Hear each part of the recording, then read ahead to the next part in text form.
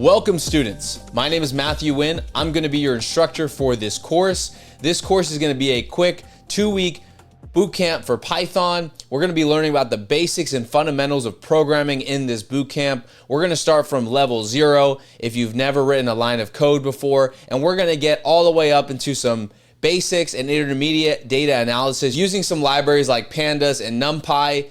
In this course, we're going to start as if you've never written any code in your life, and I'm going to teach you the fundamentals of programming. So a little bit about myself. I'm an analyst. I've been working in the field of financial services for 6+ years. I am currently a Master's of Accounting student at the Florida Atlantic University campus here in Boca. I'm also pursuing my CPA.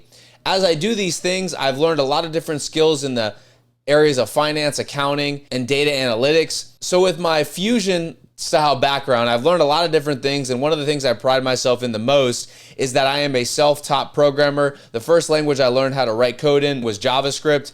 I learned this, and thank you to a mentor of mine for teaching me this about 3 years ago, and ever since then I've really grown in my journey of programming. I use Python a lot to do a lot of different data analysis, data cleaning, web scraping, and all of the above things that you can imagine you could do in Python. So there's so many things that you can do. And in this course, we're going to be showing you guys the power of Python and why programming will change the way that you do things in your day-to-day and also make you a strong and suitable candidate for the future when you're applying for jobs or looking for a career change. So in this course, we're going to be using something called Jupyter Notebook. You can either use it in the browser or download it into your computer through something called Anaconda.